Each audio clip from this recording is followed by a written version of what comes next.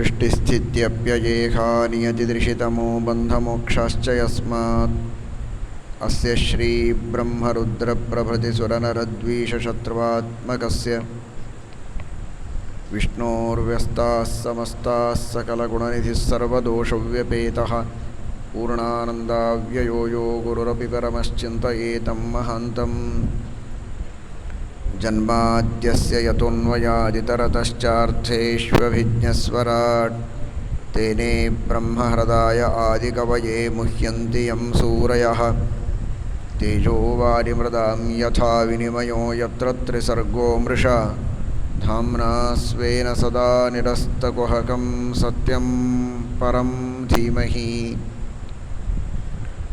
धर्मविज्ञानवैराग्यपरमैश्वर्यशालिनः आनन्दतीर्थभगवत्पादान् वन्दे निरन्तरं भवति यदनुभावादेडमूकोऽपि वाग्मी जडमतिरपि जन्तुर्जायते प्राज्ञमौलिः सकलवचनचेतो देवता भारती सा मम वचसि निधत्तां सन्निधिं मानसे च यं प्रव्रजन्तमनुपेतमपेतकृत्यं द्वैपायनो विरहकातर आजुहाव पुत्रेति तन्मयतया तरवोऽपि नेदुः तं सर्वभूतहृदयं मुनिमानतोऽस्मि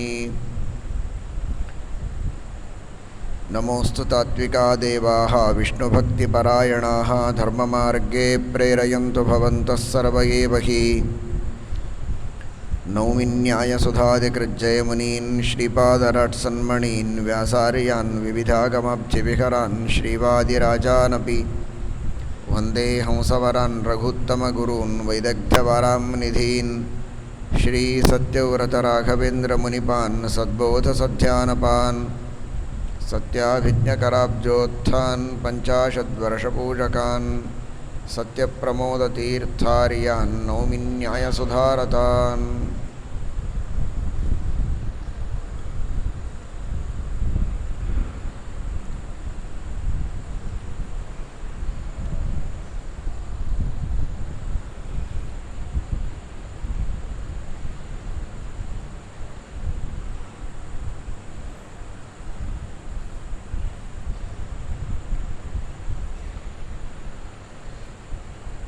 శ్రీకృష్ణ పరమాత్ముడు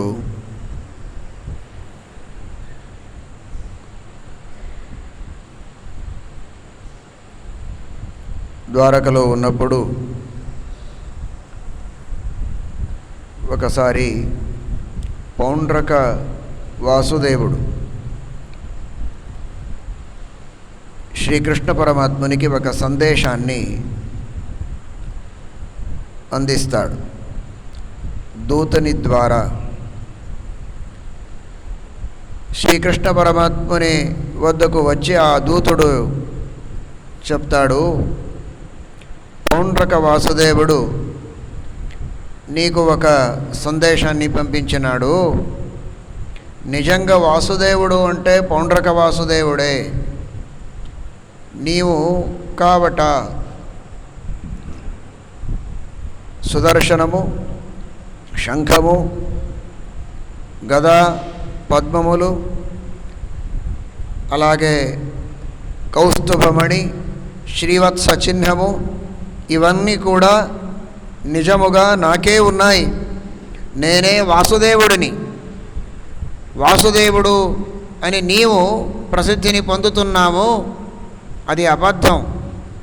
నీవు వంచనం చేస్తున్నావు. నేను నిజమైన వాసుదేవుడిని అని ఆయన చెప్పి పంపిస్తాడు. ఈ పౌండ్రక వాసుదేవుడు అంటే ఎవడు అనేదాన్ని శ్రీమద్ ఆచార్యులు చెప్తారు మనకు. పాత జన్మమునందు ఈయన వేనాసురుడు, చతుర్థ స్కంధమునందు శ్రీమద్భాగవతమునందు మీరు విన్నారు. ఆ వేణుడు అంగరాజుని యొక్క కొడుకు, మహా దుర్బుద్ధి కలిగినవాడు, మహాదుష్టుడు ఆ వేనాసురుడు. ఎక్కడ పడితే అక్కడ ఎవరిని పడితే వారిని సంహరించే దుర్బుద్ధిని కలిగినవాడు. ఏ యజ్ఞము, ఏ యాగము, అన్నదానము, జపము, తపస్సు ఎక్కడ నడవకూడదు, ఎవరూ చేయకూడదు. ఏదైనా చేసేది ఉంటే నా కొరకు చేయాలి, దేవతల కొరకు కానీ భగవంతుని కొరకు కానీ ఎవరు కూడా యజ్ఞయాగములను తపస్సును కూడా చేయకూడదు అని ఆనతిని చేసిన మహాదుష్టుడు ఈ వేణుడు. ఆ వేణాసురుడే మహాదుర్బుద్ధి కలిగినవాడు. నేనే బ్రహ్ముడిని, నాకంటే బ్రహ్ముడు వేరే లేదు అనే చెప్పేవాడు. అలాంటి ఆ వేణాసురుడు ఇప్పుడు పౌండ్రక వాసుదేవుడిగా పుట్టినాడు. అతనికి వాసుదేవుడు అని పేరు ఎందుకు వచ్చింది అంటే వసుదేవుని పుత్రుడే ఆయన. శృగాల వాసుదేవుని సంహారం కొల్హాపురమనందు భగవంతుడు చేసినాడు, మీరు విన్నారు. ఇదే దశమస్కంధమునందు మొదటిగా. అలాగే ఈయన కూడా ఆ వసుదేవుని పుత్రుడే, శ్రీకృష్ణ పరమాత్ముని అన్నుడే అయిన మహాదుష్టుడు. వసుదేవ అంటే కశ్యప మహర్షి యొక్క అవతారం. ఆ కశ్యప మహర్షికి దితిదేవి, అదితి, ధను వీరందరూ భార్యలే. వారే ఇక్కడ అవతరించారు. ఆ కశ్యప మహర్షి అవతారమైనటువంటి వసుదేవుని ద్వారా దితిదేవి యందు పుట్టినవాడే పౌండ్రక వాసుదేవుడు, దైత్యుడు. ధనుదేవి యందు పుట్టినవాడే శృగాల వాసుదేవుడు, దానవుడు. ఆ దానవుణ్ణి, శృగాల వాసుదేవుణ్ణి సంహరించాడు భగవంతుడు. ఇప్పుడు ఈ పౌండ్రక వాసుదేవుణ్ణి సంహరిస్తున్నాడు. అంటే భగవంతుని దగ్గర ఉన్నాము, ఆ పరమాత్మని దేవస్థానానికి దగ్గర ఉన్నాము. దేవస్థానానికి అర్చనం చేసేవాళ్ళు, దేవుని అర్చనం చేసేవాళ్ళు మాకు చాలా కావలసిన వాళ్ళు, దగ్గర వాళ్ళు, వారు బంధువులు అంటే ఆ భగవంతుడు మమ్మల్ని వదిలేస్తాడు, మనకు ఎటువంటి శిక్షను కూడా చేయడు, ఏమి చేసినా నడుస్తుంది, బారాఖుని మాఫ్ అనుకోకూడదు. తన అన్నుడైన సాక్షాత్ వసుదేవుని పుత్రుడైన దుష్టుడు అనే ఒక కారణంతో భగవంతుడు శృగాల వాసుదేవుణ్ణి అలాగే ఈ పౌండ్రక వాసుదేవుణ్ణి సంహరించి వేశాడు. అలాంటి ఆ మహాదుష్టుడు పౌండ్రక వాసుదేవుడు అంటాడు, నిజంగా నేనే వాసుదేవుడిని, సుదర్శనాది ఆయుధాలు నావి, నీవి కావు, నీ దగ్గర ఏమున్నాయో వదిలిపెట్టు, లేకపోతే సంహరిస్తానని సందేశాన్ని పంపిస్తే కృష్ణ పరమాత్ముడు అంటాడు, సరే నేనే చెప్తాను, వచ్చి చూపిస్తాను ఆయనకు ఎవరిది నిజంగా ఆయుధాలు అని. యుద్ధానికి పిలిచి యుద్ధం చేసి సుదర్శన చక్రంతో అతని శిరస్సును కత్తిరించి వేసి సంహరించి భగవంతుడు అతనికి సరి అయిన శిక్షణ ఇచ్చేసాడు. ఈయన తన అమ్మ నాన్న దగ్గరనే ఉంటాడు, కాశీరాజు దగ్గర. ఎందుకంటే నా కూతురు పుత్రుడు ఎవడు పుట్టాడో అతన్ని నేనే తీసుకుంటాను అనే ఒక ఖరారు చేసి ఆ కాశీరాజు వసుదేవునికి తన కూతురిని ఇచ్చి ఉంటాడు. రెండవది, నా కూతురులో పుట్టిన కుమారుడు నాకు కావాలి అనేది ఒకటి. రెండవ ఖరారు అంటే నీ రాజ్యాన్నే నాకు కన్యాశుల్కముగా ఇవ్వాలి. ఈనాడు వరదక్షిణ అని ఇస్తారు కదా, ఆనాడు కన్యాదక్షిణ అని కూడా ఇచ్చేవారు. కన్యాదక్షిణ అని కన్యాశుల్కమని నాకు దేన్ని ఇవ్వాలంటే నీ రాజ్యాన్నే నాకు ఇవ్వాలి, అంటే నా కన్యను నీకు ఇస్తానన్నప్పుడు సరి అని ఒప్పుకొని ఈ మహాశయుడు వసుదేవుడు ఆ దితిని పెళ్లి చేసుకొని ఉంటాడు. పెళ్లి చేసుకున్న తర్వాత తన రాజ్యాన్ని అప్పగిస్తాడు మామకు. అలాగే తన కొడుకు పుట్టిన తర్వాత ఆ కొడుకుని కూడా తన మామకు అప్పగించి ఉంటాడు వసుదేవుడు. అందుచేత కాశీ యందు ఉంటాడు ఆయన పౌండ్రక వాసుదేవుడు. కాశీ రాజ్యాన్ని పొంది ఆ పౌండ్రక వాసుదేవుణ్ణి ఎప్పుడు సంహరిస్తాడో అప్పుడు అతని కొడుకు, ఆయన చాలా క్రూరుడు, ఆయన అంటాడు ఏమైనా చేసి ఈ పరమాత్ముని చంపేయాలి అని ఆయన కూడా చాలా తపస్సు చేసి కష్టపడి ఆ రుద్రదేవుని ప్రసాదం పొంది అతన్ని సాక్షాత్కరించుకుంటాడు. రుద్రదేవుడు ఎప్పుడు సాక్షాత్కృతుడై ముందట వస్తాడో అప్పుడు ఈయన అడుగుతాడు, రుద్రదేవుడా నాకు విశేష శక్తి కావాలి, నాకు విశేష శక్తి కావాలి. దేని కొరకు? శ్రీకృష్ణ పరమాత్మనే నేను విరోధం చేయాలి అనుకున్నాను. ఆ వైష్ణవోత్తములైన కొన్నిసార్లు ఆ భగవంతుని మాహాత్మ్యం తెలపడానికి అనండి, అసరావేశముతో అనండి, వారు వరాన్ని ఇచ్చి ఉన్నారు రుద్రదేవులు, లేదని లేదు. ఈసారి మాత్రం వారంటారు, నేను ఒక నీకు వరాన్ని ఇస్తాను, కానీ ఆ వరముతో ఆ భగవంతునికి ఏమి కాదు అని వరమిస్తారు. ఒక కృత్యం ఆభిచారిక ప్రయోగం చేసి ఒక అగ్నిని నిర్మింపచేసి ఆ అగ్నిచే నీకు కావలసిన దాన్ని నీవు చేయవచ్చు అని.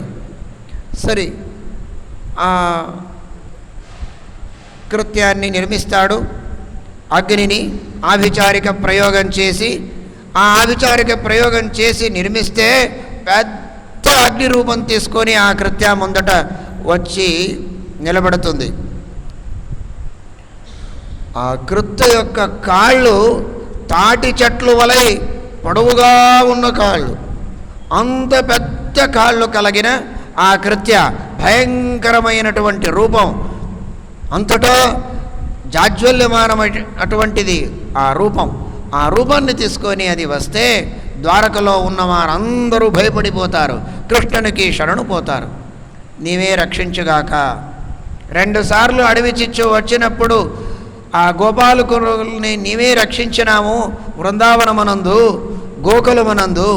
ఇప్పుడు ఈ ద్వారకా పట్టణమునందు మరొక్కసారి ఇది విచిత్ర రూపంగా, ఇది అడవి చిచ్చు కాదు, పట్టణంలో ఒక కృత్య వస్తువు ఉంది, ఆభిచారిక ప్రయోగం చేశారు ఎవరో, అందుచేత మమ్మల్ని రక్షించుగాక అని అందరూ ప్రార్థిస్తే భగవంతుడు తన సుదర్శన చక్రానికి ఆజ్ఞ చేశాడు. ఆ సుదర్శనాయుధం వచ్చి దీనికే భయపరిచింది. ఆ కృత్య పారిపోతుంది, పొరగెత్తుకుంటూ పారిపోయి కాశీకే వెళ్ళిపోయింది. ఏ కాశీ నుండి ద్వారకకు వచ్చిందో ఆ కృత్య, ఆ పిశాచి అగ్ని రూపంతో ఆభిచారిక ప్రయోగం వలన ఆ కృత్యని ఈ సుదర్శనాయుధం మరల ఆ కాశీకే పంపించింది. తను కూడా వెంటపడిపోయింది అక్కడ. ఆ సుదర్శనాయుధం కాశీలో ఉన్న అందరినీ చంపేసింది, కాల్చివేసింది. ఆ కృత్య ద్వారకాలో ఉన్న వారిని కాల్చివేయాలని ఆయన పంపిస్తే ఆ సుదక్షిణ కాశీలో ఉన్న వారిని కాల్చివేసి కాశీ పట్టణాన్నే దగ్ధం చేసి నశింపచేసింది. ఆ సుదక్షిణని కూడా చంపేసింది. చక్రాయుధం మరల వచ్చేసింది. భగవంతుని సమగ్రమైనటువంటి కాశీ పట్టణం నిజంగా అది శ్మశానమే అయిపోయింది. ఎవరూ లేరు, అందరినీ చంపేసి సమగ్రమైనటువంటి పట్టణాన్నే భస్మముగా చేసి దగ్ధం చేసి ఆ సుదర్శన చక్రం వచ్చేసింది. అంటే ఈ కథ మనకు ఏ సందేశాన్ని తెలుపుతుంది అంటే, పౌండ్రక వాసుదేవుడు ఎవడు? ఆ పౌండ్రక వాసుదేవుడు నేనే పరబ్రహ్ముడిని అని చెప్పేవాడు. నేనే పరబ్రహ్ముడిని, నేనే వాసుదేవుడిని అనే చెప్పేవాడు ఆ పౌండ్రక వాసుదేవుడు. ఆ పౌండ్రక వాసుదేవుడికి సమర్థనం చేయడానికి అతనికి విశేషంగా ప్రోత్సాహనం చేసేవారు ఆయన కొడుకు, పరివార ప్రజలందరూ కూడా. వారందరినీ సుదర్శన చక్రం ఏం చేసింది? చంపేసింది, కాల్చివేసింది. అంటే ఎవరు నేనే పరబ్రహ్ముడిని అంటారో, భగవంతునికి నాకు తేడా లేదు అంటారో, ఆ భగవంతుని గొప్పతనాన్ని ఒప్పుకోరో, అలాంటి వారికి ఆ భగవంతుని ఆయుధం వలన శిక్ష వస్తుంది, శిక్ష దొరకవచ్చు. ఎప్పుడు కూడా ఆ భగవంతుని దాసులుగానే ఉండాలి, దాసులుగానే వారు తలుచుకోవాలి కానీ ఆ పరబ్రహ్ముడిగా ఎప్పుడు కూడా ఎవరు తలుచుకోకూడదు అనేదాన్ని మనకు ఈ కథ తెలుపుతుంది. తర్వాత ఆ భగవంతుడు ఒక సూర్యగ్రహణం, ఆ సూర్యగ్రహణం వచ్చినప్పుడు భగవంతుడు అక్కడ సమంత పంచకం అని 21 సార్లు సమగ్రమైనటువంటి ఈ భూమిని ప్రదక్షిణించి ఆ భూమిలో ఉన్న దుష్ట క్షత్రియులను సంహరించి ఆ దుష్ట క్షత్రియుల నెత్తురతో మడుగులను చేసి ఉంటారు పరశురామదేవులు కురుక్షేత్రమునందు. అది మహాక్షేత్రం. అలాంటి దుష్టుల సంహారం చేసి ఆ రక్తముతో నెత్తరుతో చేసిన మడుగులు అక్కడ ఉన్నాయి అంటే అది దేనికి సంకేతం? ఏదే దుష్ట భావనలు, దుష్ట కర్మములతో వచ్చిన పాపములు అవన్నీ కూడా నశించిపోతాయి ఆ క్షేత్రానికి వెళ్ళి స్నానం చేస్తే అని అర్థం. దుష్టక్షత్రియులను చంపేసి ఆ క్షేత్రాన్ని నిర్మించారు కదా, ఆ తీర్థములను నిర్మించారు కదా పరశురామదేవులు. ఆ క్షేత్రాల్లో ఆ క్షేత్రమునందు వెళ్ళి స్నానం చేసి భగవంతుని దర్శనం చేసుకొని జపం చేస్తే తపస్సు చేస్తే మనకు కూడా మన దేహమునందు ఉన్న మన మనస్సులో ఉన్న ఆ దుష్ట క్షత్రియుల వలె పనిచేస్తూ ఉన్న దుష్ట పాపములు చెడు భావనలు మనలో ఏవి ఉన్నాయో అవి కూడా నశించిపోతాయి అనేది దీనికి అర్థం. అందుచేత ఆ భగవంతునికైతే పుణ్యము లేదు, పాపము లేదు. అయితే భక్తులకు ప్రజలకు పాపములు ఉన్నాయి. వారు దుష్కర్మములను చేసి ఉంటారు. వారికి వచ్చిన పాపములను పరిహరించాలి అనే ఉద్దేశ్యంతో అందరినీ తీసుకొని తన 16,108 భార్యలను తీసుకొని కొడుకులు, మనమనార్లు, మునిమనవాళ్ళు అందరినీ తీసుకొని ఆ భగవంతుడు ఆ కురుక్షేత్రానికి వస్తాడు. వారందరినీ కలిపితే కోట్ల సంఖ్యలో వారు అవుతారు. వారందరినీ తీసుకువచ్చాడు. పాండవులు, కౌరవులు, భక్తులు, ఉదాసీనులు, ద్వేషులు అందరూ వచ్చారు గ్రహణానికి, సూర్యగ్రహణానికి. సూర్యగ్రహణమునందు కురుక్షేత్రంలో స్నానం, దానం, జపం, తపస్సు చాలా గొప్పది, మహాఫలప్రదం. ఎవరికి వీళ్ళుందో వారు పోవచ్చు, చేయవచ్చు. అక్కడ వెళ్ళి వట్టిగా డబ్బులు ఉంది అని విమానంతో వెళ్ళి అక్కడ మజా చేయడానికి పోతే ఎటువంటి ఫలితం రాదు.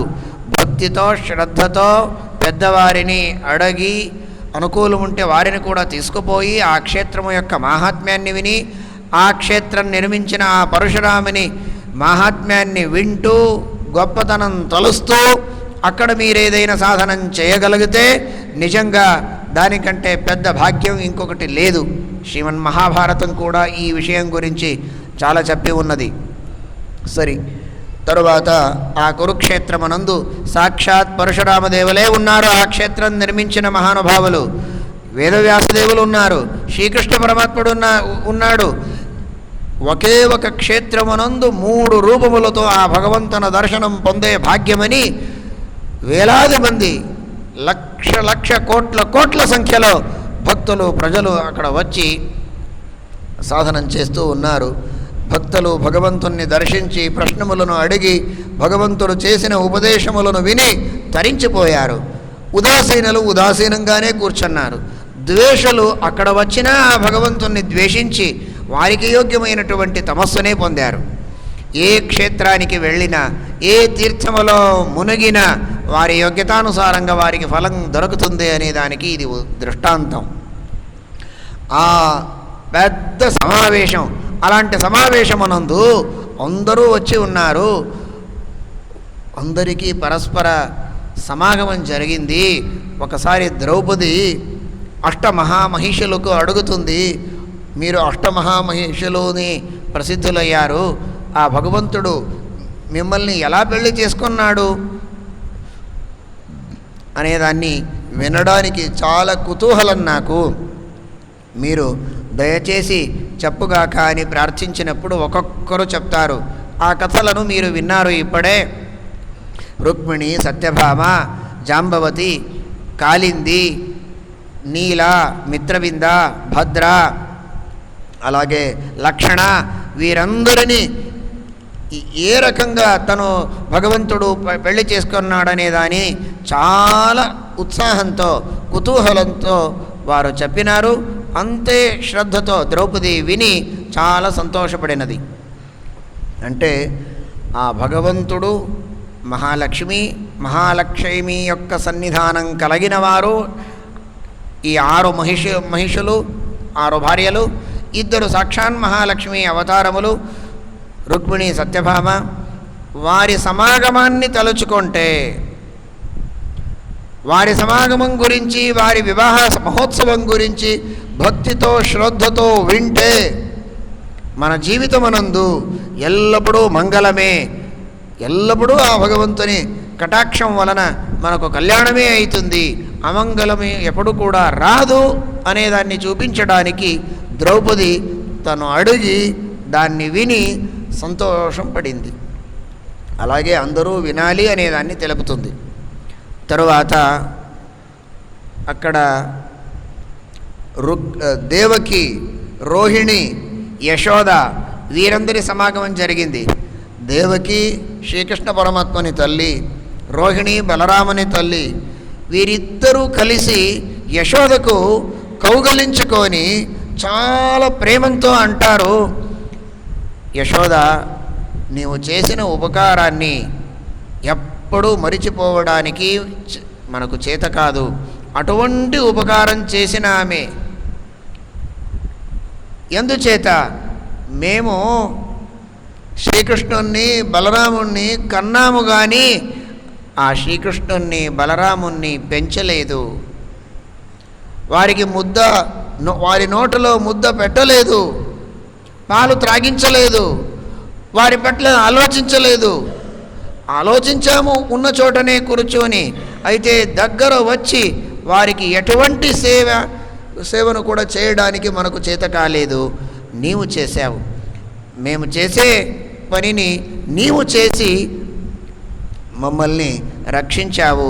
అందుచేత ఎంత చెప్పినా ఏమి చేసినా నీకు ప్రత్యుపకారం చేయడానికి మనకు కాదు, అటువంటి ఉపకారం చేసిన ఆవిడ నీవు అని దేవకి, రోహిణి ఆ యశోదకు ప్రీతితో మాట్లాడతాం. అంటే ఉపకారం చేసిన వాళ్ళు ఎవరైనా ఉంటే వారికి మనం బంగారం కానీ వెండి కానీ డబ్బులు కానీ ఇచ్చే అవసరం ఉండదు. అది ఇచ్చినా అది నిజమైన కృతజ్ఞత కాదు. ప్రేమంతో 4 మాటలను మాట్లాడాలి, వారు చేసిన దాన్ని స్మరించుకోవాలి. అంత అయినా మనకు కృతజ్ఞతా భావన జీవితంలో ఉండాలి, మరిచిపోకూడదు. దాంట్లో కూడా విశేషంగా శ్రీకృష్ణ పరమాత్ముడు, బలరామదేవుడు ఇలాంటి దేవతోత్తములని పోషించిన, లాలించిన, సేవించిన ఒక ఉపకారం ఉంది కదా, దాన్ని ఇంకా విశేషంగా స్మరించాలి. ఎవరైతే దేవతల సేవను చేస్తూ ఉంటారో, ఉదాహరణకి మీరు ఏదో ఒక పెద్ద పట్టణమునందు ఉంటారు, మీ చిన్న మూల గ్రామమునందు ఆ పల్లెటూరులో మీ ఇల్లు ఉంటుంది, ఇంట్లో దేవుని పెట్టె ఉంటుంది, దాన్ని ఎవరో పూజ చేస్తూ ఉంటారు. లేకపోతే మీ దేవస్థానం ఉంటుంది, మీ అధికారం కింద ఉన్న ఒక దేవస్థానం ఉంటుంది, ఆ దేవస్థానం యొక్క పూజ చేస్తూ ఉంటారు. మీ ఇంట్లోనే భగవంతుని పూజ చేస్తూ ఉంటారు. వారి గురించి విశేషంగా కృతజ్ఞత చూపించాలి. ఎందుకంటే మీకు సుఖముంది, మీకు ఆనందం ఉంది, పిల్లలు బాగున్నారు, ఇల్లాలు బాగుంది, ఇల్లు బాగుంది అంటే ఆ నీ దేవతా ప్రతిమల పూజ బాగా జరుగుతుంది, అందుచేత నీవు బాగున్నావు అని అర్థం. అందువలన ఎవరు దాన్ని చేస్తున్నారో వారికి విశేషంగా కృతజ్ఞతలను అర్పించాలి కదా. ఈ సందేశం ఇక్కడ దేవకి, రోహిణి మనకు తెలుపుతారు.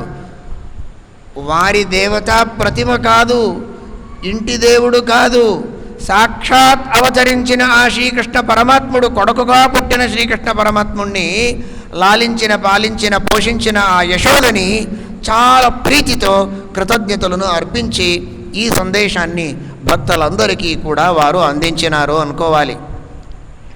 తరువాత అలాగే అక్కడ చాలా ఋషులు వచ్చినారు. వసుదేవుడు కూడా వచ్చినాడు, వసుదేవుడు అక్కడే ఉన్నాడు. వారందరూ ఋషులు, పరశురామదేవులు, దేవల మొదలైనటువంటి మహామహర్షులందరూ వచ్చినారు. వారు వచ్చినప్పుడు నారదులు వచ్చినారు. భగవంతుడు వారందరినీ బాగా స్తుతిస్తాడు. నహ్యమ్మయాని దేవాని నదేవామృచ్యలామయా తే పునంతురుకాలేన దర్శనాదేవ సాధవ. తమరందరూ వచ్చి ఉన్నారు. మీ వంటి మహాత్ముల దర్శనం వలన మనమందరం తరించిపోతాము. ఎందుచేత అంటే తీర్థాల్లో స్నానం చేస్తే, క్షేత్రాల్లో ఉన్న భగవంతుని మూర్తిని దర్శిస్తే మనకు పుణ్యం వస్తుంది. ఆ పుణ్యం వలన సద్గురువుల సమాగమమైతుంది. గురువుల ఉపదేశం వలన జ్ఞానం కలుగుతుంది. ఆ జ్ఞానము చేత మోక్షం కలుగుతుంది. ఇది పరంపర, ఇది క్రమం. అయితే గోదావరి తల్లిలో ఇప్పుడు మనం స్నానం చేస్తూ ఉన్నాము. గంగ యందు స్నానం చేస్తాం, కృష్ణ యందు స్నానం చేస్తాం. చేస్తే మహాపుణ్యం. పుణ్యతీర్థ నిషేవణ లేదని లేదు, అవశ్యంగా చేయవలసిందే. అయితే స్నానం చేశాము, లేవగానే జ్ఞానం వచ్చేసింది, తరించిపోయామని కాదు. స్నానం చేస్తే పుణ్యం వస్తుంది, అది కనిపించదు. ఆ పుణ్యం వలన నిదానముగా క్రమంగా ఎప్పుడో ఒకసారి గురువుల సమాగమం, ఆ గురువుల సమాగమానికి కావలసిన పుణ్యాన్నే ఇస్తుంది ఆ స్నానం, అంతే. ఆ గురువుల సమాగమం అయిన తర్వాత శ్రవణము, మననము, ధ్యానము, తరువాత భగవంతుని సాక్షాత్కారము, తర్వాత మోక్షం. మహాత్ముల గురువుల దర్శనమైతే నేరుగా ఉపదేశమే చేసి జ్ఞానాన్నే మనకు వారు అనుగ్రహిస్తారు. కావున మీ వంటి మహానుభావుల గురువుల దర్శనం ఇది మహాపుణ్యప్రదమైనటువంటిది అని వారిని భగవంతుడు స్తుతిస్తాడు. వారు సంతుష్టులై ఆ భగవంతుణ్ణి వారు కూడా స్తుతిస్తారు. సృష్టి స్థితలయ నియమన జ్ఞానాజ్ఞానబంధ మోక్షములకు కారణమాడువి నీవు అని భగవంతుణ్ణి స్తుతించి వారు వెళుతూ ఉంటే వారి వారి ఆశ్రమములకు వసుదేవుడు పొరుగెత్తుకుంటూ వెళ్ళి వారిని ఆపి, దయచేసి ఉపదేశించిపోండి, అలాగే పోకండి. ఇప్పుడే నా కృష్ణుడు చెప్పినాడు కదా, దర్శనాదేవ సాధవ, మీరు మిమ్మల్ని చూస్తేనే ఉపదేశించి మీరు తరింపచేస్తారని. మరి ఉపదేశం చేసి పోండి కదా, అలాగే ఎందుకు పోతున్నారు? దయచేసి ఉపదేశించండి అని ప్రార్థిస్తే నారదులు ఒకసారి నవ్వుతారు. నవ్వి తర్వాత మాట్లాడడానికి ప్రారంభిస్తారు. వసుదేవుడా, ఎటువంటి విచిత్రమైనటువంటి సంగతిని నేను చూస్తున్నాను ఈరోజు. ఏ భగవంతుడు సర్వజ్ఞుడో, ఏ భగవంతుడు సర్వకర్త ఉన్నాడో, ఏ భగవంతుడు సర్వనియామకుడో, సర్వోత్తముడో, సర్వాధ్యక్షుడో, ఈ ప్రపంచాన్నే నిర్మించినవాడో ఆ భగవంతుడే నీ కొడుకు ఎదురుగా ఉన్నప్పుడు మమ్మల్ని ప్రశ్నిస్తున్నాము. ఆ భగవంతుణ్ణి సామాన్యుడు అనుకున్నావా? ఇది ఎటువంటి విపర్యాసం ఇది! ఏ భగవంతుని దర్శనం ఒక క్షణమునందు అయితే చాలని కోట్ల కోట్ల జన్మాల సాధనములను చేసి వేచి ఉంటారో ఋషులు మునులు అందరూ కూడా. అటువంటి భగవంతుడు నీ చుట్టూ తిరుగుతూ ఉన్నాడు ఎల్లప్పుడూ నీ ఇంటి యందు. ఆ భగవంతుణ్ణి ప్రశ్నించకుండా మమ్మల్ని ఎందుకు ప్రశ్నిస్తున్నాము? విచిత్రం అనిపిస్తుంది నాకు. అలా అనుకోకు. ఆయన సర్వోత్తముడు, సర్వశక్తుడు, అతన్ని మరించిపోకు. ఆ భగవంతుని గురించి నీవు విశేషంగా యజ్ఞయాగములను చేయాలి, ఆ భగవంతునికే సమర్పించాలి. నీ కొడుకు కాడు ఆయన. ఆ భగవంతుని గురించే నీవు ధ్యానం చేయాలి, ఆయన పట్ల విశేషంగా భక్తి చేయాలి. బలరాముడు కూడా శుక్లకేశావేశంతో కలిగినవాడు.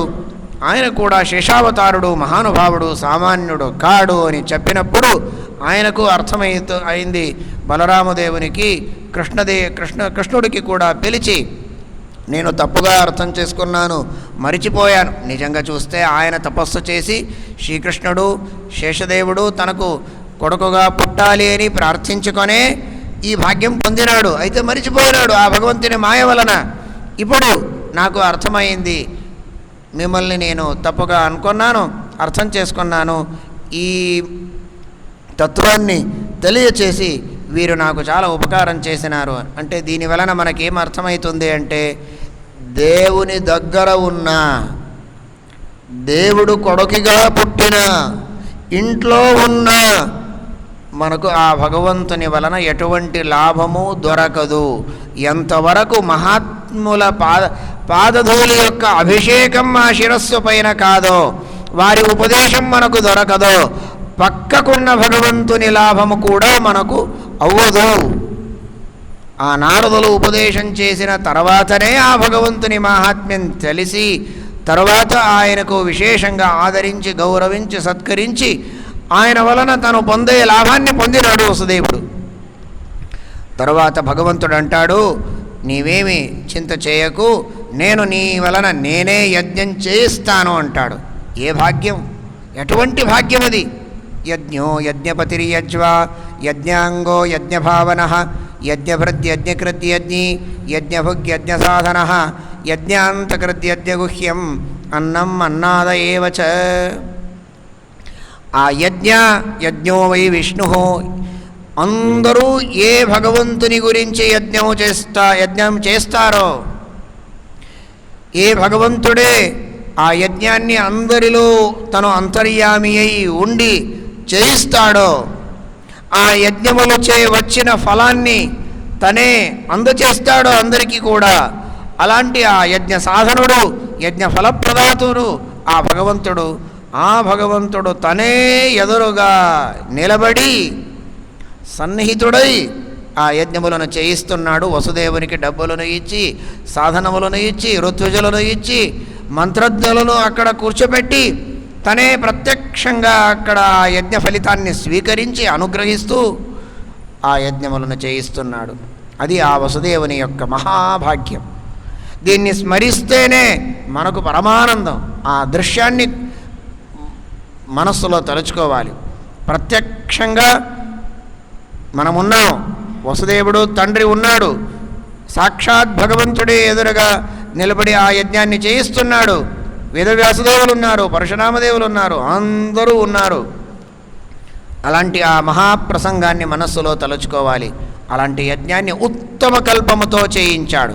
యథేష్టమైనటువంటి దక్షిణలను ఇప్పించి ఉత్తమ ద్రవ్యములను ఉపయోగించి ఆ యజ్ఞములను చేసి మహాపుణ్య వృష్టిని ఆ వసుదేవుని మీద చేశాడు ఆ భగవంతుడు. తల్లిదండ్రులకు సేవ చేయాలి. తల్లిదండ్రుల సేవ చేసేది ఎంత ఆవశ్యకమో అంతే వారితో విశేషమైనటువంటి పుణ్యకర్మములను, యజ్ఞయాగములను, దాన ధర్మములను చేయించేది కూడా అంతే ఆవశ్యకం. అదే పెద్ద సేవ. వారికి భోజనం పెట్టేది సేవ, వారి పాద సేవ చేసేది అది కూడా సేవనే. వారికి కావలసిన వారు చెప్పిన పనులను చేసి వారికి సంతోషపరిచేది సేవనే. అయితే ఆ అన్ని సేవల్లో అతి శ్రేష్టమైనటువంటి సేవ అంటే వారిచే ధర్మములను చేయించేది, దానములను చేయించేది, పాఠ ప్రవచనములను చేయించేది, యజ్ఞయాగములను చేయడానికి వారికి అనుకూలపరిచేది. ఇది చాలా శ్రేష్టమైనటువంటి సేవ. దాన్ని చేయవలెను ప్రతి ఒక్క సత్పుత్రులు కూడా అనేదాన్ని శ్రీకృష్ణ పరమాత్ముడు తను ఒక సందేశముగా తన చరిత్రమునందు చూయించాడు. తరువాత ఆ భగవంతుడు ద్వారకా పట్టణానికి వస్తాడు. ఆ ద్వారకా పట్టణానికి భగవంతుడు వచ్చి ఉన్నప్పుడు ఇలాగే కూర్చొని ఉంటారు. ఒకసారి దేవకి ఏదో తలుచుకుంటూ ఉంటాడు. ఆవిడకు తన 6 కొడుకుల స్మరణం వచ్చేస్తుంది. స్మరణం వచ్చిన వెంటనే శ్రీకృష్ణుణ్ణి పిలిచి అంటుంది, కృష్ణుడా, మహానుభావుడివి అని ప్రసిద్ధుడివి. అయితే నీవు నీ గురువుల కుమారుడు చనిపోతే, సాందీపిని గురువుల ఆ కుమారుడిని యమదేవుని సంయమనీపురానికి వెళ్ళి ఆ యమదేవునికి చెప్పి ఆజ్ఞాపించి ఆ పుత్రుణ్ణి తీసుకువచ్చి వారికి ఇచ్చావు, దక్షిణగా ఇచ్చావు. గురుదక్షిణగా గురుపుత్రుడినే ఇచ్చిన మహానుభావుడివి నీవు. నీ అన్నులను నేను పోగొట్టుకున్నాను, నా కొడుకులని, నీ అన్నులని. వారిని ఒకసారి కూడా నేను ఆడించలేదు, వారికి పాలు త్రాగించలేదు.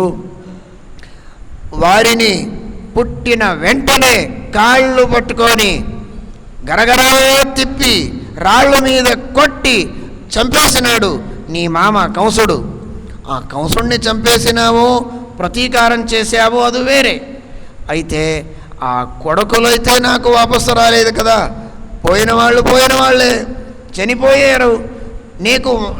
నాకు వారిని ఆడించిన, పోషించిన, పాలించిన ఆనందము లేదు. కావున అది కావాలి అని కోరిక ఇంకా మనస్సులో ఉండిపోయింది, దాన్ని తీర్చాలి, అది తీరలేదు అని అన్నప్పుడు భగవంతుడు అంటాడు, ఇంతే కదా అన్నాడు.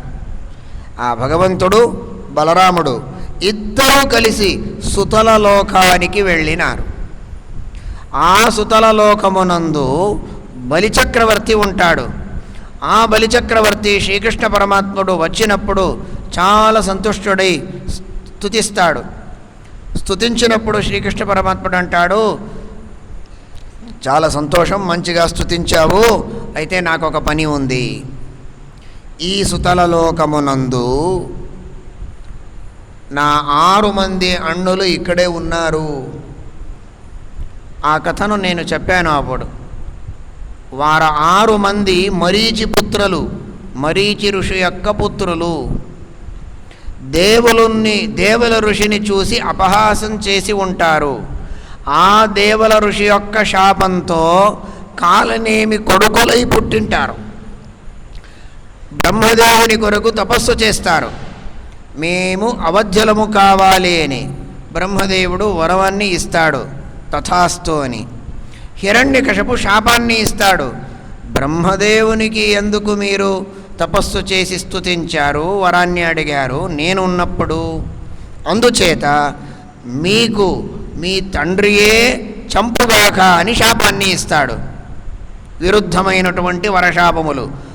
ఎవరు కూడా చంపకూడదని బ్రహ్మదేవుని వరం, నీ తండ్రియే మిమ్మల్ని చంపని అని ఇతని శాపం. రెండు కూడా ఎలా సత్యం చేయాలి అనేదానికి దుర్గాదేవి ఏం చేస్తుంది అంటే, ఆ కాలనేమి కొడుకులై పుట్టిన ఈ ఋషి కుమారులని ఒక గుహలో పడుకోబెట్టుతుంది. వీరందరూ అక్కడ పడుకుంటారు.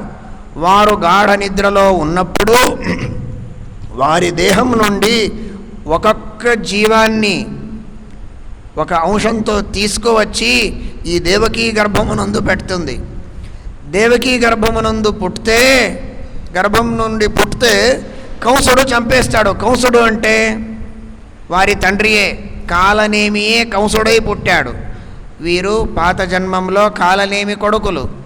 కాలనేమియే ఇప్పుడు కంసుడై పుట్టాడంటే అతడు కాలనేమియే. నీ తండ్రిచే నీ వధమైతుంది అని శాపమిచ్చాడు హిరణ్యకశిపుడు. అందువలన ఆ తండ్రి అయిన కంసముచే వారి సంహారం అయిపోయింది. అయితే బ్రహ్మదేవుడు వరమేమిచ్చాడు, ఎవరు కూడా మిమ్మల్ని చంపకూడదు అని. దానికి ఏం చేసింది దుర్గా? ఆ శరీరాన్ని, ఆ కాలనేమి నుండి పుట్టిన ఆ పాత జన్మములో వచ్చిన శరీరాన్ని అలాగే గుహలో పెట్టేసింది. ఆ దేహము దగ్ధం కాలేదు, మన్నులో కలిసిపోలేదు, అది అలాగే ఉంది. ఆ దేహం నుండి జీవుడు ఇక్కడ వచ్చాడు. ఈ దేహం చనిపోయింది, కొత్త దేహం, దీనికి వరం లేదు. ఎవరు చంపకూడదనే వరం ఈ రెండవ దేహానికి లేదు. ఆ దేహం చనిపోయింది. ఆ దేహం నుండి ఆ జీవం మరొక్కసారి ఆ మొదటి దేహమునందు వచ్చింది. ఆ దేహం లేచి నిలబడింది. అంటే అది చనిపోలేదు కదా. అది ఏ దేహానికి చనిపోకూడదని బ్రహ్మదేవుడు వరాన్ని ఇచ్చినాడో ఆ దేహము చనిపోకుండా అలాగే ఉన్నది. ఇలా 6 మందిని కూడా ఒక్కొక్కసారి ఒక్కొక్క జీవాన్ని తీసుకువచ్చేది, ఈ దేవకీ గర్భంలో పెట్టేది. దేవకి గర్భం నుండి వచ్చిన ఆ బిడ్డని కంసుడు సంహరించిన తర్వాత పాత దేహమునందు ప్రవేశించాలి. ఆ 6 అలాగే బ్రతికిపోయారు. పాత దేహం బ్రతికిపోయింది, అందరూ నిలబడ్డారు, సుఖంగా ఉన్నారు. వారందరూ కూడా దుర్గాదేవి యొక్క ఆదేశానుసారంగా ఈ సుతల లోకమునందు నీ వద్దకు ఉన్నారిప్పుడు, అందువలన వారిని పంపించుగాక అని బలిచక్రవర్తికి శ్రీకృష్ణ పరమాత్ముడు ఆజ్ఞాపిస్తాడు. చూడండి, దేవమాయ యంత్ర విచిత్రముగా ఉంది. జీవనం, మరణం, జన్మించడం ఇవన్నీ చాలా తేలిక భగవంతునికి. మనకు చాలా అసాధ్యమైనటువంటిది, అయితే భగవంతునికి ఇది చాలా తేలిక. వారందరినీ 6 తీసుకువస్తాడు దేవకి దగ్గర వచ్చి, చూడు నీ కొడుకులు 6 మందిని తీసుకువచ్చాను, ఏం చేస్తావో చెయ్యి అని చెప్తే దేవకికి చాలా సంతోషమైంది, పొంగిపోయింది. ఏమి మాట్లాడడానికి చేత కాలేదు. దగ్గర తీసుకున్నది. వారు 6 దగ్గర తీసుకుంటే మరొక్కసారి భగవంతుని మాయ. భగవంతుడు వారిని చిన్న పిల్లలుగా చేసేసినాడు, లేకపోతే పాలు ఎలా త్రాగించేది. వారు చిన్న పిల్లలుగా మారిపోయినారు. వారిని తొడ మీద కూర్చోబెట్టి తను స్తన్యపానాన్ని చేయిస్తుంది, తన పాలను త్రాగిస్తుంది దేవకి. వారందరికీ పాలు త్రాగించి ఆనందించి తరించిపోయానని భావించి ఎప్పుడు ఆవిడ ఆనందిస్తుందో తర్వాత భగవంతుడు అడుగుతాడు, అయిందా నీకు సంతోషం, ఇప్పుడు పంపించవచ్చా, పంపించవయ్యా అన్నది. తర్వాత 6 అండాలని మరల భగవంతుడు వారి మూల రూపానికి పంపిస్తాడు. అంటే వారు మరీచి పుత్రులై అసురపుత్రులై పుట్టి ఉంటారు. వారిని మరలి ఋషిపుత్రులుగా చేసి వారి సాధనం చేసుకోవడానికి వారికి భగవంతుడు కటాక్షించాడు అని చెప్తారు. ఇది ఆ భగవంతుని మహామహాత్మ్యం. ఇలా ఈ ఒక్కొక్క కథలతో మనం ఏ సందేశాన్ని తెలుసుకోవాలి అనేదాన్ని తెలుస్తూ పోతే సమయం సరిపోదు. అలాంటి సందేశాలు ఆ భగవంతుని ఒక్కొక్క కథలో కూడా ఉంది. అంటే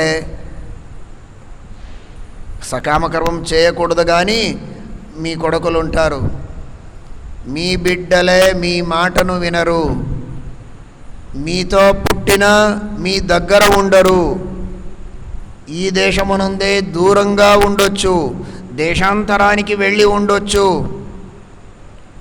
అలా ఉన్నప్పుడు వారి సాన్నిధ్యం కావాలి అని మీకు అపేక్ష ఉంటే ఈ కథను, ఈ భగవంతుని మహాత్మ్యాన్ని మీరు తలుచుకుంటే చాలు, ఆ భగవంతుడు మీ పుత్రుల మీ కూతురుల సాన్నిధ్యాన్ని మీకు ఆ భగవంతుడు అందిస్తాడు అనేదాన్ని ఈ కథలో మనకు శ్రీమద్భాగవతం సూచిస్తూ ఉంది.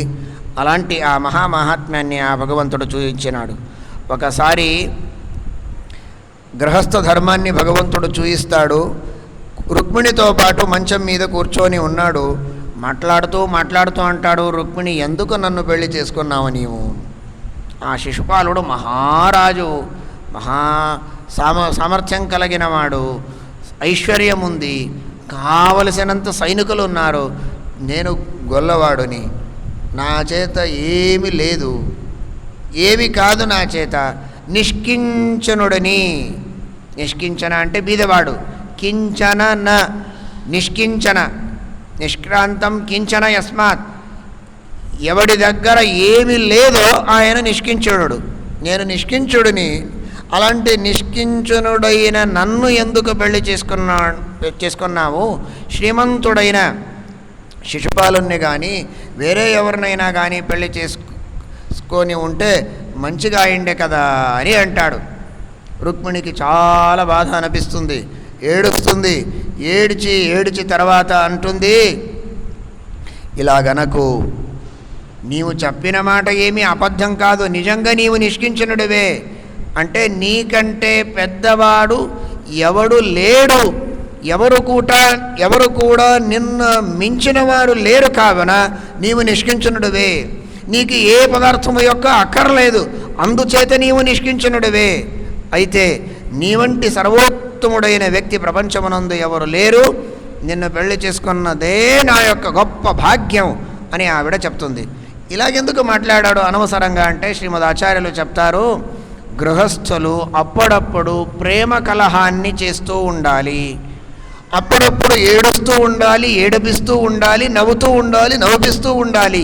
ఎల్లప్పుడూ నవ్వుతూ ఉంటే అటువంటి సంసారానికి ఒక స్వారస్యము ఉండదు. సంసారమునందు జీవితమునందు స్వారస్యం ఉండాలి అంటే నవ్వేది ఎలా ఆవశ్యకమో ఏడ్చేది ఏడిపేది కూడా అలాగే ఆవశ్యకమని ఆ భగవంతుడు, అంటే నిజంగా ఏడిపేది కాదు,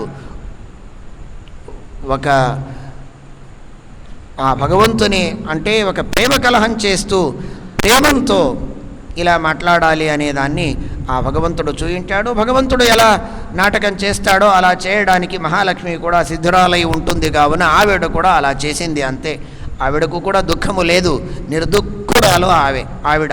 అందుచేత ఇలా నానా విధమైనటువంటి లీలలను భగవంతుడు చూపిస్తాడు. ఒకసారి రుక్మి శ్రీకృష్ణ పరమాత్మని భావమరది, ఆయన మహాదుష్టుడు, అయినా తన కూతుర్ని శ్రీకృష్ణ పరమాత్మని కొడుకుకి ప్రద్యుమ్నుడికి ఇచ్చి పెళ్లి చేస్తాడు, రుక్మవతి అని. పరీక్షిత్ రాజు అంటాడు, మహాద్వేషి వైరి అతడు కృష్ణ పరమాత్మనికి, తన కూతుర్ని కృష్ణ పరమాత్మని కొడుకుకి ఎలా ఇచ్చాడు ఆయన అంటే రహస్యం ఉంది అంటారు శుకాచార్యులు. ఒకమారు ఆయన శ్రీశైల ఆశ్రయుడైన మహారుద్రదేవుడు అతని గురించి తపస్సు చేస్తాడు. ఆ శ్రీశైలానికి వెళ్ళి శ్రీశైలమునందు ఉన్న రుద్రదేవుణ్ణి తను సాక్షాత్కరించుకుంటాడు. రుద్రదేవుడు వచ్చి ఈయనకు విశేషమైనటువంటి ధనుస్సును, ఒక విల్లును ఇస్తాడు. ఆ ధనుస్సును ఇస్తే ఒక ఖరారు చేసి ఇస్తాడు, ఎప్పుడైతే శ్రీకృష్ణ పరమాత్ముని విరోధం నీవు చేస్తావో మూర్ఖుడా, అప్పుడు ఈ ధనుస్సు నాకు వచ్చేస్తుంది వాపస్.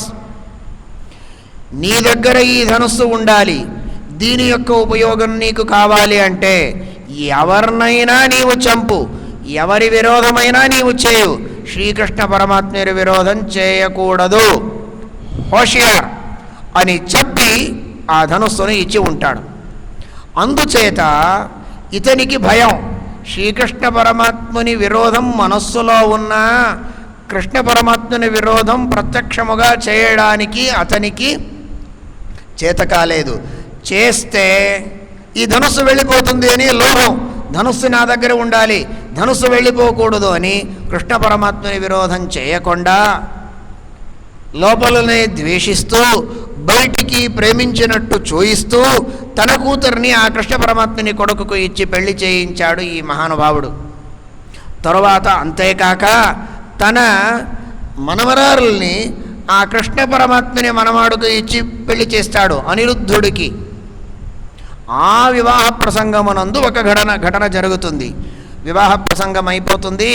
తర్వాత అక్కడ ద్యూతాన్ని ఆడుతూ ఉంటారు అందరూ కూడా. కళింగ మొదలైనటువంటి దుష్ట రాజులు ఆ రుక్మికి ప్రోత్సాహనం ఇస్తారు. ఈ బలరామునికి ఎక్కువ వివేకం లేదు, ఆయనకు ద్యూతాన్ని ఆడడానికి రాదు, నీవు ఆడితే అతడు ఓడిపోతాడు, ఓడించాలి, నీవు ఆడు అని ప్రోత్సాహం ఇస్తారు. సరే అని ఆడతాడు. ఒకసారి ఎలాగో ఓడిస్తాడు అతన్ని, బలరాముణ్ణి. రెండవసారి బలరాముడే గెలుస్తాడు. 1,00,000 రూపాయలని పెట్టి పణముగా పెట్టి ఆటలాడితే ఇతడు గెలుస్తాడు. రెండవసారి నిర్బుధ అంటే ఎన్నో అబ్జ రూపాయలను అక్కడ పణముగా పెట్టి ఆటలాడిన బలరాముడే గెలుస్తాడు. 2 సార్లు గెలిచిన అందరూ కూడా వంచనం చేసి బలరామదేవుడు ఓడిపోయాడని అపహాసం చేస్తారు. వారందరూ కలిసి అబద్ధం చెప్పి బలరాముడు ఓడిపోయాడని ఎప్పుడు అపవాదం చేస్తారో అప్పుడు బలరాముడు క్రుద్ధుడై అతన్ని అక్కడే చంపేస్తాడు రుక్మిణి. ఆ రుక్మిణిని ఎప్పుడు చంపేస్తాడో శ్రీకృష్ణ పరమాత్ముడు మనస్సులో ఆ రుక్మి అంటే ఇల్వల అనే ఒక మహాదుష్ట దైత్యుడు, అందరినీ చంపినవాడు. వాతాపి ఇల్వల అని ఇద్దరు.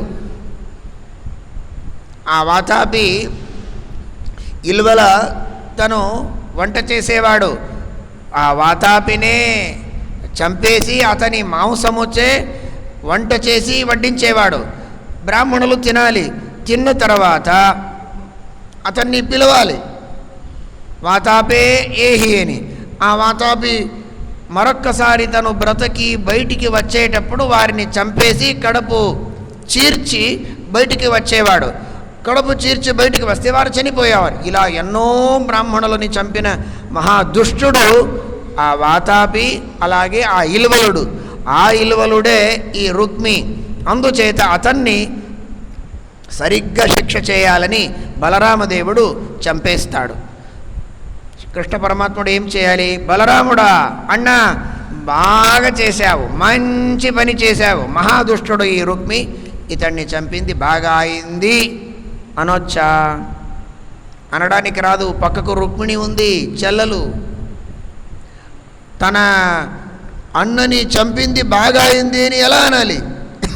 అనలేదు, వట్టిగా కూర్చున్నాడు. బాగా అయింది అంటే ఈవిడకు కోపం. ఇలా చేసేది లేకుండే అని చెప్తే అన్నకు కోపం. ఇది బాగా కాలేదు, ఇలా చేయకూడదు అని కూడా చెప్పలేదు, బాగా అయింది అని కూడా చెప్పలేదు. కళ్ళు మూసి ఏది తెలియకుండా అలాగే తనకేది తెలియదు అన్నట్టు కూర్చున్నాడు కృష్ణ పరమాత్ముడు. ఇది కూడా గృహస్థులు ఇంట్లో కొట్లాట అయ్యేటట్టు అనిపిస్తే ఎక్కువ మాట్లాడకుండా కూర్చోవాలి అనేదాన్ని చూపిస్తాడంతే. రుక్మిణి సర్వజ్ఞురాలు, నిత్యముక్తురాలు. ఆవిడికి ఈయన నా అన్న తమ్ముడు అనే ఏ ప్రీతి మోహము లేదు. దుష్టుడు అంటే దుష్టుడు, దుష్టుణ్ణి చంపిందే చాలా మంచిది అని కూడా రుక్మిణి కూడా చెప్పడానికి సిద్ధురాలే. అయినా ఒక వ్యవహారం చూయిస్తాడు భగవంతుడు, ఇలా ఉండాలి గృహస్థులు అని. తన భార్యా బాంధవులు అలాగే తన కుల బాంధవులు ఇద్దరిలో ఏదైనా కొట్లాట వచ్చేటట్టు ఉంటే ఎవరి పక్షాన మాట్లాడకుండా నిష్పక్షపాతంగా హరే రామ అంటూ ఉండాలి, అంతేగాని ఎక్కువ మాట్లాడకూడదు అనేదాన్ని భగవంతుడు చూపిస్తాడు. జై జై రామ హరే, జై జై కృష్ణ హరే, రామ రామ హరే రామకృష్ణ హరే, జై జై రామ హరే, జై జై కృష్ణ హరే, రామ రామ హరే రామకృష్ణ హరే, జై జై రామ హరే, జై జై కృష్ణ హరే, రామ రామ హరే రామకృష్ణ హరే. శ్రీ మూల రామ భగవానకి, శ్రీ దిగ్విజయ రామ భగవానకి, శ్రీ వేదవ్యాస భగవానకి, గోపాలకృష్ణ భగవానకి, శ్రీమదానందతీర్థ భగవత్పాదాచార్యకి, శుక మహర్షికి, నారద మహర్షికి.